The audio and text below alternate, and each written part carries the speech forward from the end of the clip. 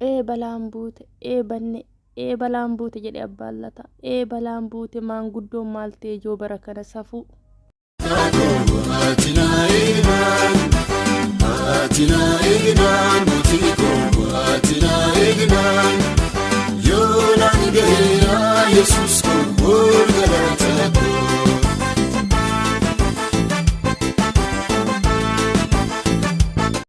Ashamaa harka fuune kabajamtoota jaalatamtoota hordoftoota maatii koo kan taatan akkam jirtu fayyaa keessanii ani nagaa kooti gooftaan ulfaatu yoo yaa baga nagaan dhuftan welkam isiniin jedhee tan jira. Viidiyoon kiyya har'aa viidiyoo baay'ee namatti toludha. Waaw baay'ee namatti tola. Viidiyoon kun jechuudha wanta ajaa'ibaati dhugaa Itoophiyaan karamitti deemaa jirti. Ilmarraa karaa abbaatti intalarraa karaa abbaatti deemaa jiru moo abbaarra karaa intalaatti Yesuus Kiristoos dhugaa wanti argaa jirru kun waan baay'ee nama jibbisiisu yookiin nama dabbaruudha. Akkuma asirratti argitan misirroowwan kana akaakayyuu ishii fakkaata. Amma jaarsi kun kan gaafii kanatti uume jaarsi kun amma intalli kun dhuguma na faana teessi jedheeti moo ishee fuudhe moo qabeenya isaa ormaaf laachuudhaaf ishee fuudhe. Akkiidi intalli kun jechuudha yaaduma heerumte haa jedhaniidhumaaf heerumte malee jaarsa kanaaf garaan na nyaatame. Yoona kun gorsa qabdi jaarsachatu qabeenya qaba abbaan tee beektu dhaqiititti heerumii nuti achumaan fayyadamna jedhee ishii gorsee kanatti seente malee dhuguma ishiinis jaarsa kana jaalattee abbaa manaa kiyya fakkaatti kiyya walirraatti bareedna jettee waan ishiitti heerumte natti fakkaatu. Qabeenya jaarsa kanaa hormaalaachuudhaaf ishiinis akkuma beekamu kun kallattiidhaan kan beekamu jechuudha. Dhugaa dubbachuudhaaf Itoophiyaan kara hoolatti deemti kan jedhan hoolotaatti deemti. Waan ajaa'ibaati Kiristoosii waan ajaa'ibaa maal jechuudha jedhe taayyeen. Amma kun maalidha qoy maaloo nanaffare dhugaan ilaaluudhuma naffare viidiyoo intala isaa miti akaakayyuu isaa taati micayyoon intalli isaa kan deesse yookiin ilmi isaa kan dhalche fakkaatti micayyoon. Abeet istaayilii abeet akkam namatti tottolu obbo dammoo miizonnumti isaallee kan akkasaa micayyoo miizonni ishii kan akka ishii awuzu billaahi maal argaa jirra yaa rabbi yaa gooftaati kana na oolchi. Dhugaa amma qoy amma intalli kuni kinoo dargaggeessi biyya keenyaa dhugaa dubbachuudhaaf dubartii fakkaatti isaa fuudhuu dhiisee jira. Maal barbaada dargaggeessi jaartii humna hin qabne daffaruu fi dubartii qaama miidhamtuu daffaruu barbaada jechuudha. Dubartii ishiin goodarra deemtee waan hin taane raawwattu kan akkasitti dhiironni sissiqan maali dhiironnis lafa hin taane dhaabbachuu barbaadu jechuudha. Warroota humna hin qabne warroota ofirraati achi dhorguutiin dadhabne akka isaanii kan ta'an warroota akkasii daffaruu bakka dubartoota qaama miidhamtoota daffaruu waan akkasii jaarsi fakkaatti isaa dhiisee daa'ima ganaa boroo ol guddattu ganaa akka isaa kan taatu abeet istaayilii abeet akkasitti kinoo walaammatanii dhaabbachuun balaan buute an gaafinatti huuma dhugaa waaqa jiraata maal abboo maal yoo natti hafe heerumni sun maal akka amantaa kootti waaqayyoon tajaajilaa waan jiraadhe heerumuma dhiisee jechuudha. Yoo akkana qabeenya dhiisee maa waan barbaade hin qabaatin umurii koo kan naffakkaanne kan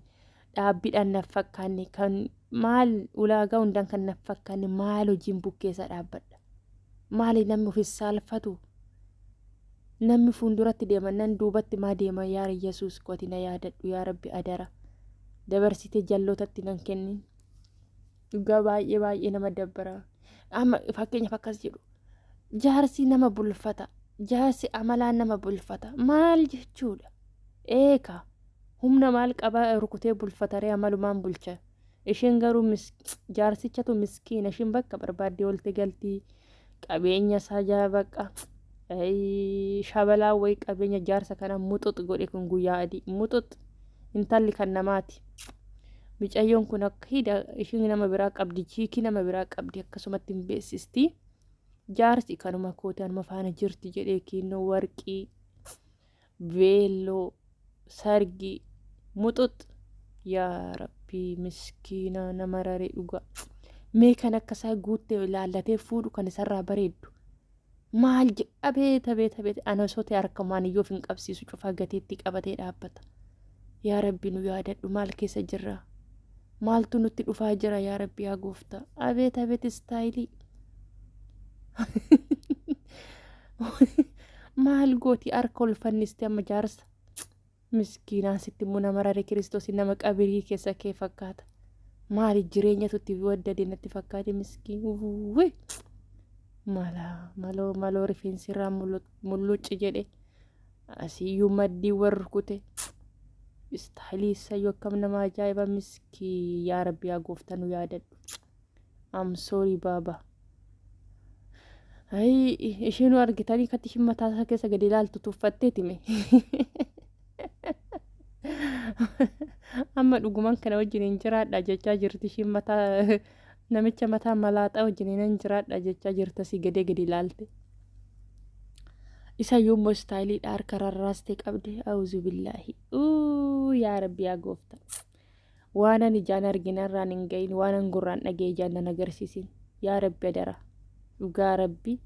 maali qabeenya biyya lafaatiif haftu jedhee fakkaatti koo malee kanan deemu wanti hundinuu giita ofii wayya dhugaa wanti hundinuu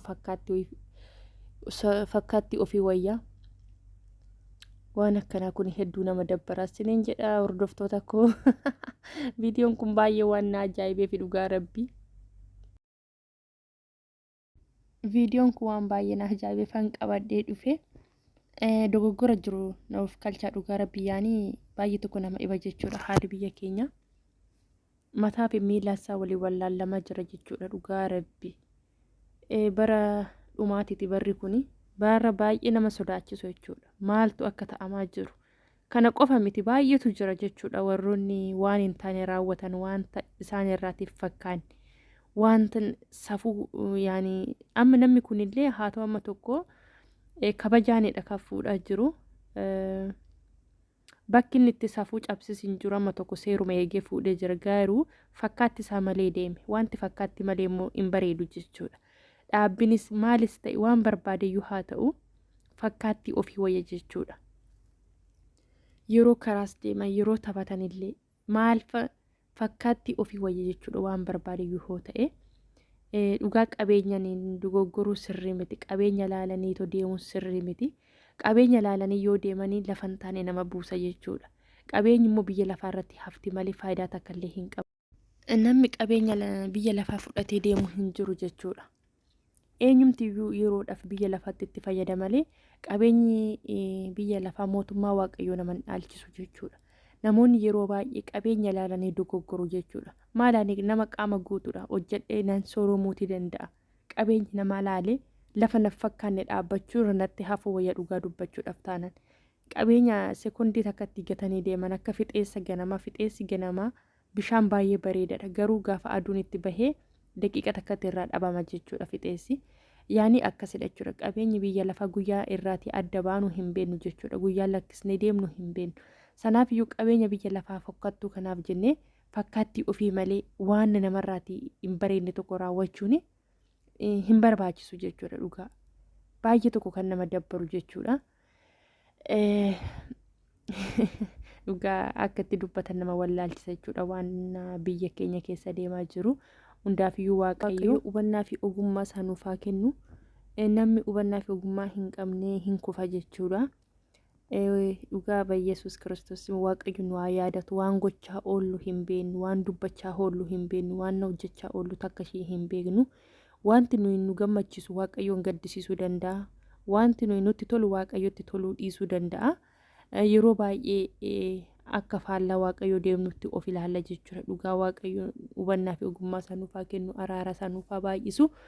akka siniin jedha hordoftoota kiyyaa dogoggora jiru dhiifamanaaf godhaa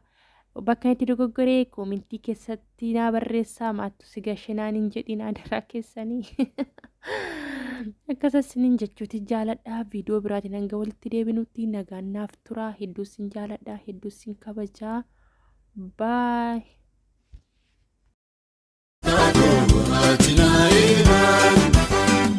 Atina eginaan mutiko, atina eginaan.